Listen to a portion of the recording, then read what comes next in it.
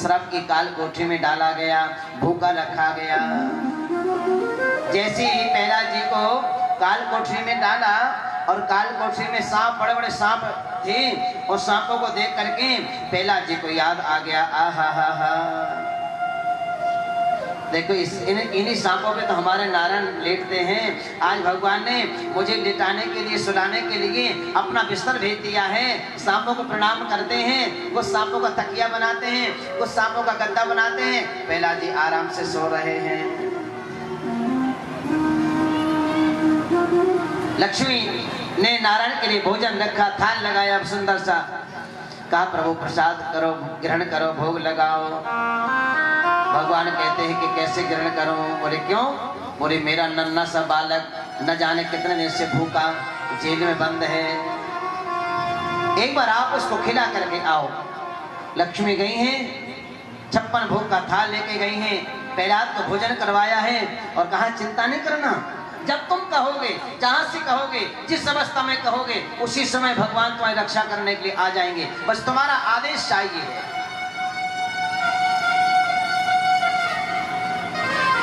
यह है भक्ति का बल। लक्ष्मी कह रही हैं, हे प्रहलाद, जब तुम कहोगे, तुम्हारा आदेश चाहिए प्रभु को।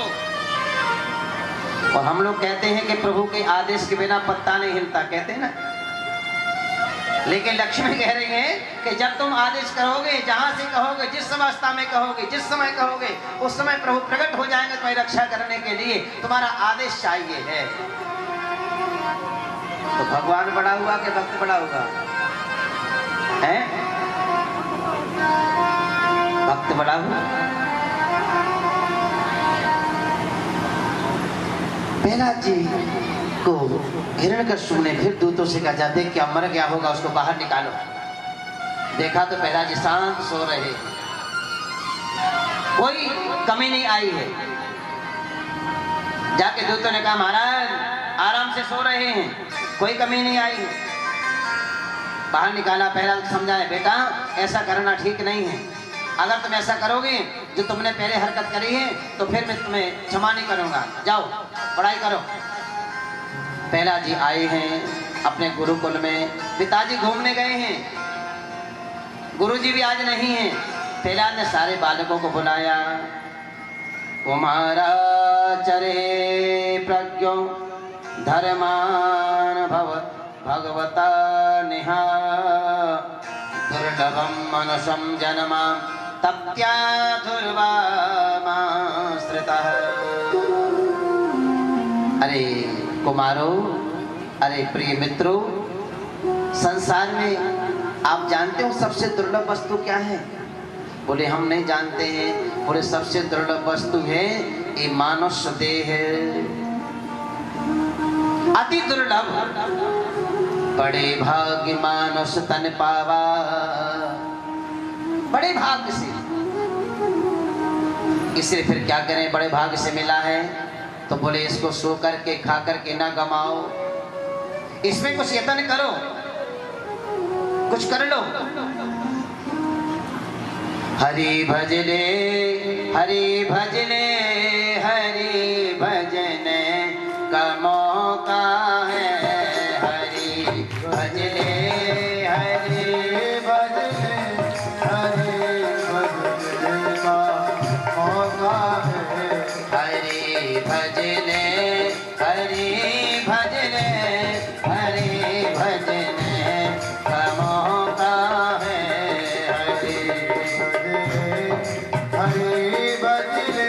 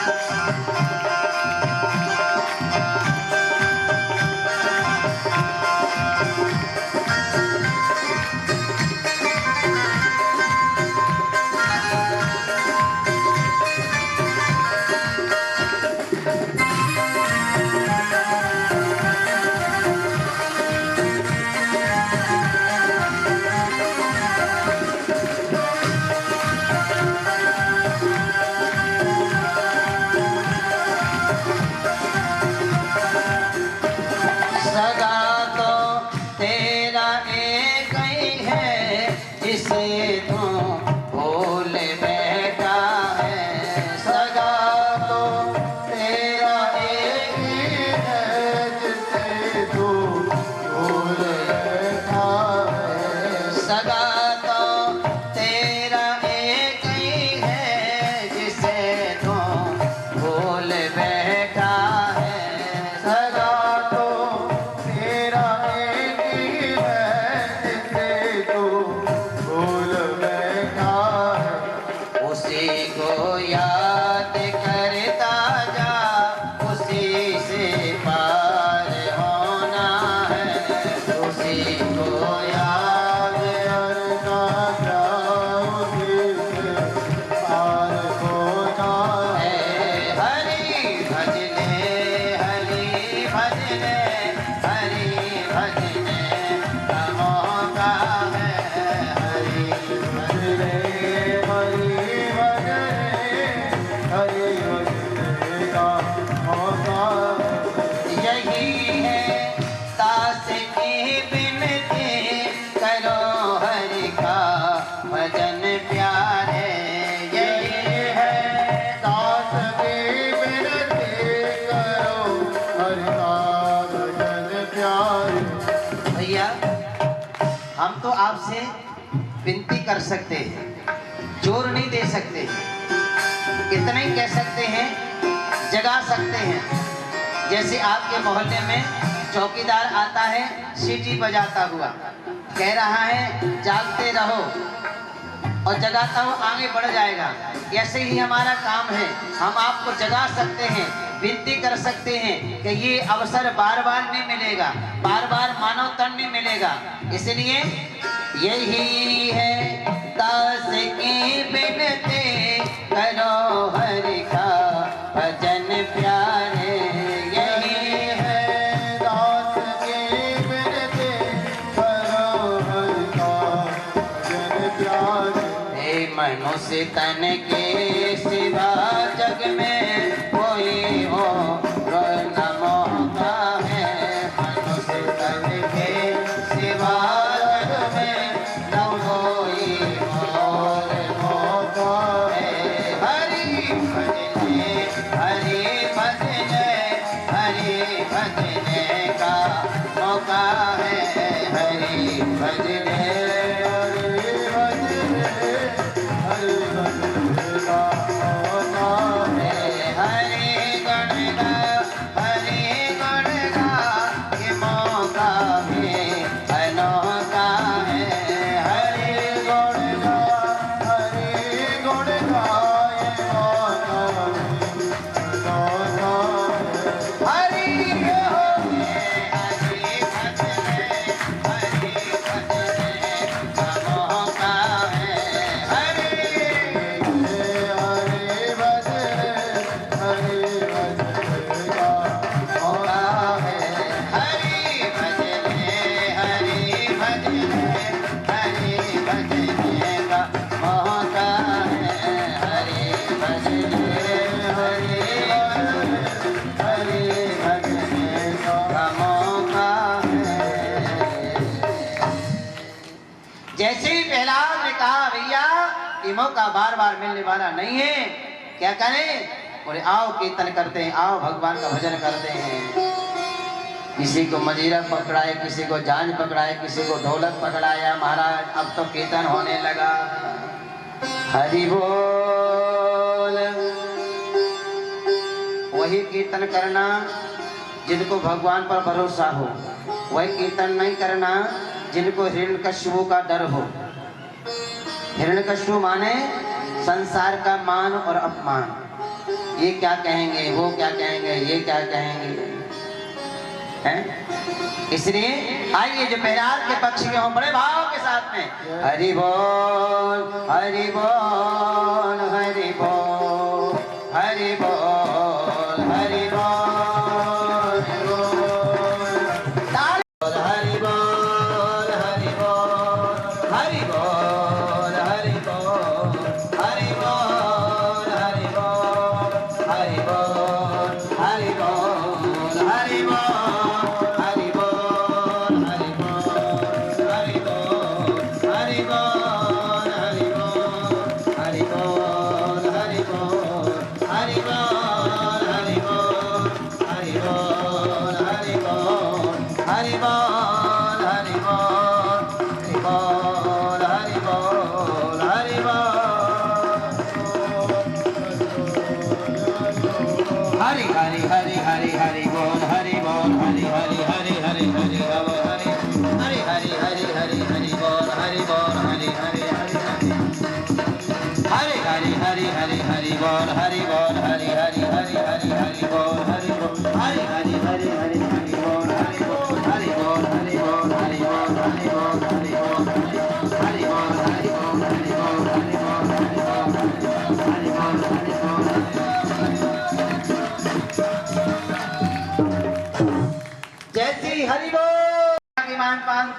हाथ मारने दौड़ते हैं।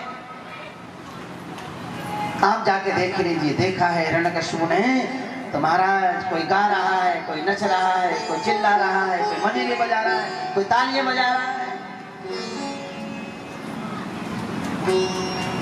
हिरण्यकश्यप ने जाके तलवार निकाली, जैसे प्रहलाद को मारना चाहता है, प्रहलाद का हाथ पकड़ा, जैसे प्रहलाद का हाथ पकड़ा महाराज, ऐसा करंट लगा कि हिरण्यकश्यप एक बार बोला हरि बोल हरि बोल हरि बोल। और जैसे हिरण्यकश्यप ने कहा हरि बोल हरि बोल, प्रहलाद के दोस्त कहते हैं भैया भैया भैया आज तो हमारे राजा विनाश रहे हैं, मतलब इनको भी भगवान का रंग चढ़ गया है, अब चिंता नहीं है। और जोर से कीर्तन हुआ। हिरण्यकश्यप ने डांटा है, मूर्ख, आज तुझे कोई बता नहीं पाएगा, बता तो किसके बल पर बोल रहा है, सही भगवान है कहां पर, तेरा ही भगवान मैं देखना चाहता। प्रहलाद जी कहा पिताजी न केवलम में भवत सिराजन सवे बलम में परिणाम च परेशा परो अमेरा। पिताजी सभी बलिनाम परिणाम, जो बल चीटी को दे रहा है ना जो परमात्मा, वही बल हाथी को भी परमात्मा दे रहा है। हाथी भी चल रहा है परमात्मा के बल से और चींटी भी चल रही है परमात्मा के बल से। आप भी गरज रहे हो परमात्मा के बल से और मैं भी गरज रहा हूं परमात्मा के बल से। सबको एक ही बल देने वाला है और वो है मेरा नारायण।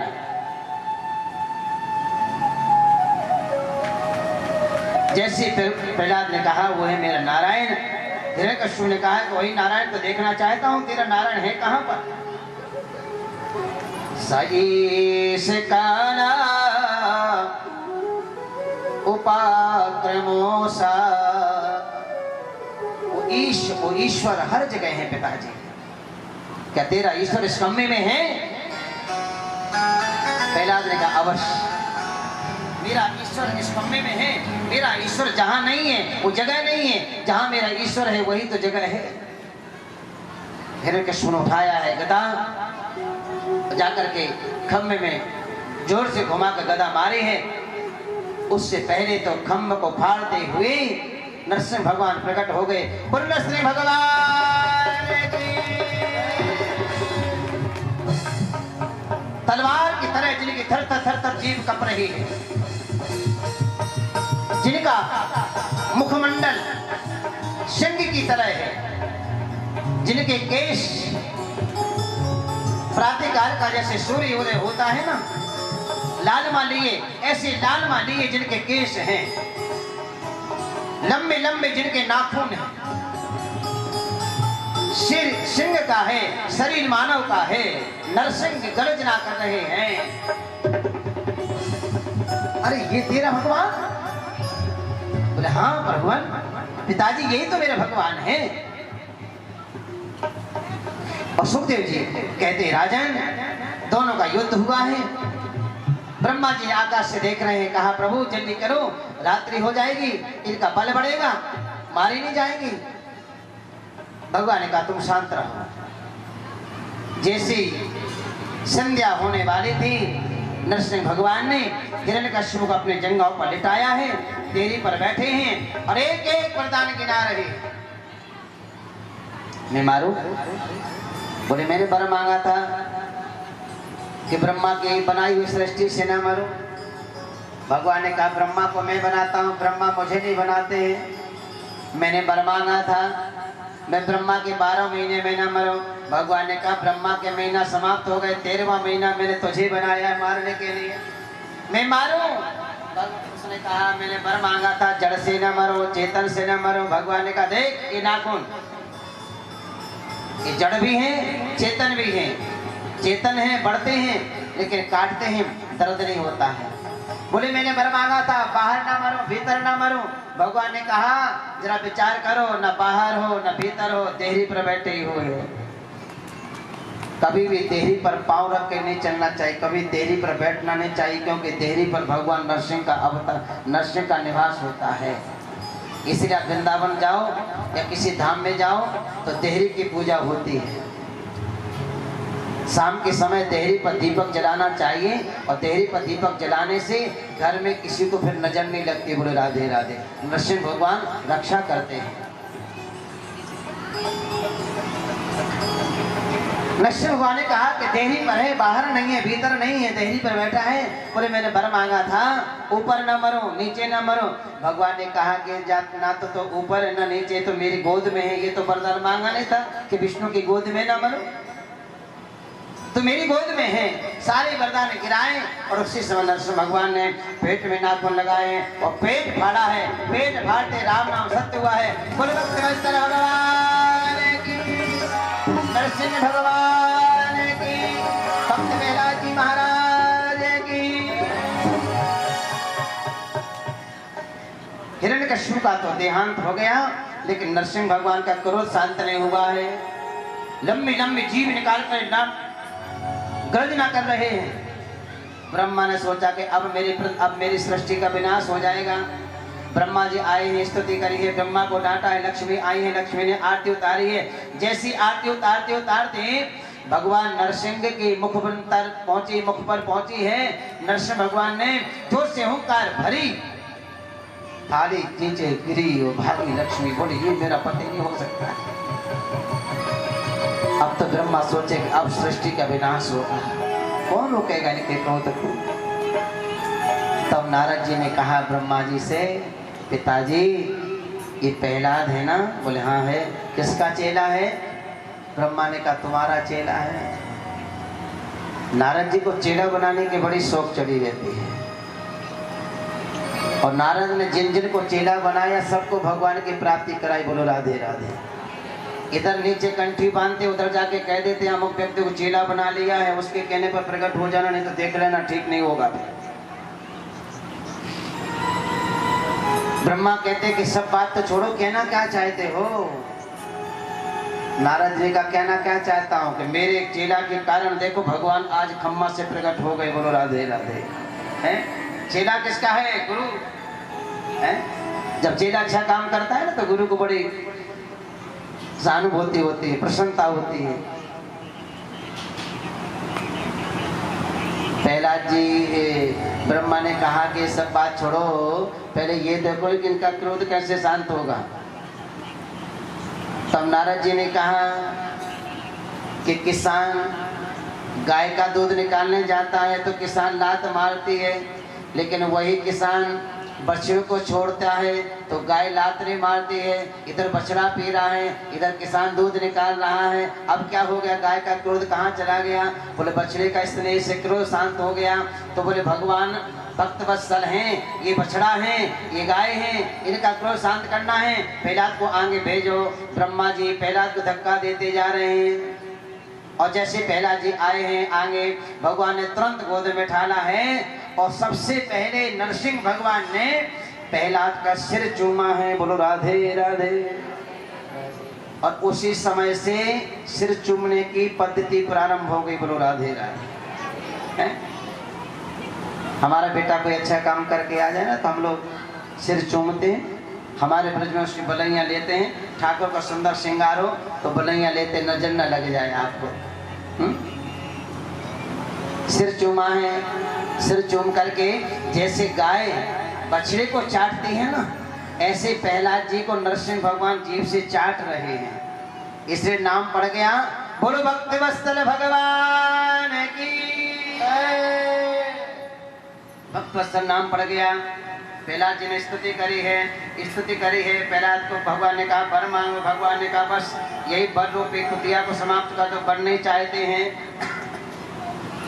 और प्रहलाद का राज तिलक हुआ है। सबके देखते देखते नरसिंह भगवान उसी सिंहासन में समा गए जिसमें प्रहलाद जी बैठे हैं।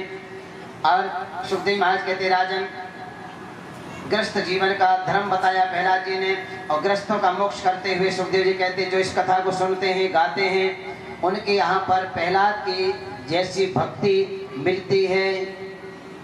इसलिए राजन और क्या सुनना चाहे तो सुखदेव जी ने कहा क्या सुनना चाहे तो राजा परीक्षित का अग्नि मनमंत्र में क्या हुआ?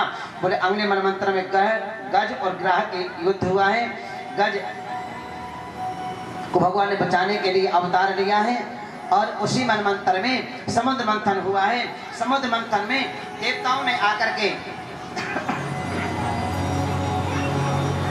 भगवान ब्रह्मा से कहा कि युद्ध तो चलता रहेगा, लड़ाई झगड़ा चलती रहेगी। कि घरों का युद्ध आज से नहीं अनादिकाल से युद्ध चल रहा है। बोलो राधे राधे। देवताओं ने कहा युद्ध समाप्त नहीं होगा, लेकिन कुछ ऐसा उपाय करो जिससे हम मारे ना जाएं। ब्रह्मा ने कहा चलो विष्णु के पास। विष्णु के पास गए। विष्णु ने कहा कि समुद्र मंथन करो। समुद्र मंथन हुआ, लेकिन समुद्र मंथन तो हो लेकिन अकेले नहीं, देवताओं को मिलाना पड़ेगा। तो बोले फिर कैसे समुद्र मंथन होगा? तो भगवान ने यहाँ उपदेश दिया है। समुद्र मंथन हुआ है और भगवान ने कहा कि जो पहली वस्तु निकले वो आप नहीं लेना, दैत्यों को प्रदान करना। बोला ठीक है। समुद्र मंथन हुआ है। बांस की सांप को रस्सी बनाया गया है, सुमेर पर्वत को मथानी बनाया गया है और मंथन हुआ है। जैसे मंथन हुआ है पर्वत नीचे जाने लगा। भगवान कच्छप के रूप में आए हैं। आज भगवान की पीठ में खुजली चली। लक्ष्मी से कजरा खुजली पीठ खुजला दो। लक्ष्मी खुजला रही है। भगवान का और जोर से खुजलाओ, और जोर से खुजलाओ। लक्ष्मी थक गई। बोले अब तो मैं बड़ा पर्वत लाना पड़ेगा, उससे खुजलाना पड़ेगा। तो भगवान ने कहा हाँ याद आ गया, समुद्र मंथन हो रहा है, पर्वत नीचे जा रहा है। उसी समय भगवान कच्छप बन करके आए हैं। पर्वत को धारण किया है। पर्वत को धारण किया है। पीठ की खुजली मिटी है। नाम हुआ है बोलो कच्छप भगवान की। समुद्र मंथन हुआ है और निकलना चाहिए था, अमृत निकला है विष। इस विष को कौन पिएगा? सब लोग घबरा गए। विष को कौन पान करेगा? और उसी समय चारों तरफ त्राही त्राही मच गई है। सब लोगों ने आकर के भगवान शिव का स्तुति करी है। देवा देव देव महादेवा भूतात्मा भूत भावना त्राहीना शरणापन्ना त्रैलोक्या तगदेविश। त्राही माम हे महादेव, हे देवादिदेव महादेव कृपा करो। बोले क्या हुआ? आप तो सारे जगत को धारण करने वाले हैं। बोले क्या हुआ? सारा जगत जल रहा है। बोले बताओ तो सही आखिर हुआ क्या है? बोले समुद्र मंथन करने आए थे, अमृत निकालने के लिए। अमृत निकला नहीं है, विष निकला है। बोले फिर मैं क्या करूं? बोले आगे आप विषपान करो। जैसे देवताओं ने कहा विषपान करो, बगल में पार्वती बैठी थी। पार्वती से पूछा, भगवान शंकर कहना चाहते हैं कि संसार का अगर विष पीना पड़ जाए तो पहले पत्नी से पूछना फिर पीना। बोले राधे राधे। जिनको शराब पीने की लत लग गई हो वो पहले पत्नी से पूछे पी लें, और 6 नंबर निकालेगी, 4 चटकाएगी, बोले अब पी लो। बोले राधे राधे। भगवान शंकर कह रहे हैं, भगवान शंकर का ग्रस्त जीवन बड़ा मस्त जीवन है।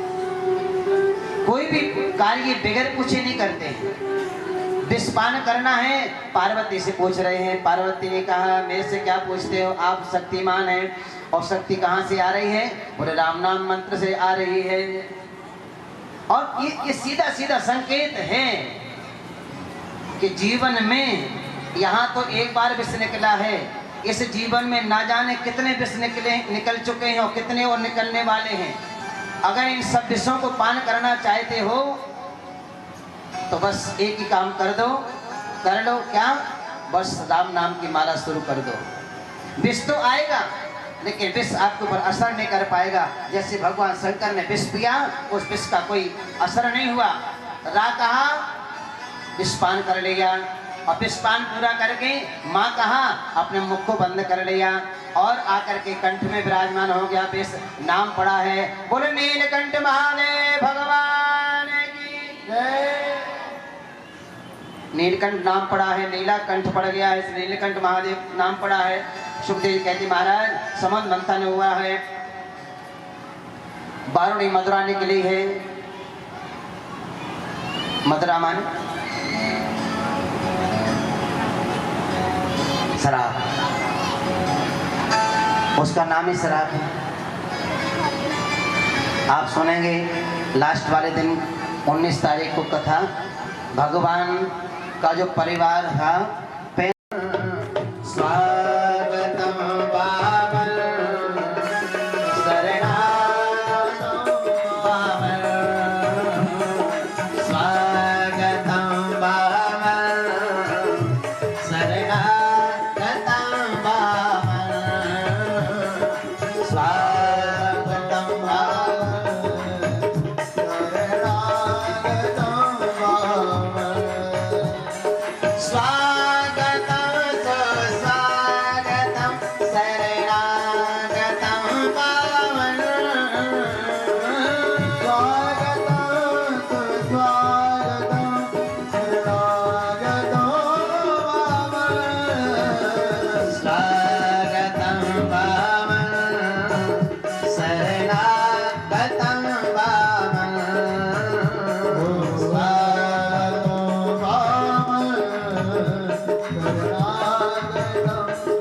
जितना भी दिल्ली से गोयल परिवार आया है, सबसे निवेदन करूं कि बामन भगवान का पूजन करें क्रम से। जो आज के जजमान है वो तो करेंगे, लेकिन दिल्ली से जितना गोयल परिवार आया है, इस परिवार के लिए जो कथा हो रही है, तेरे द्वार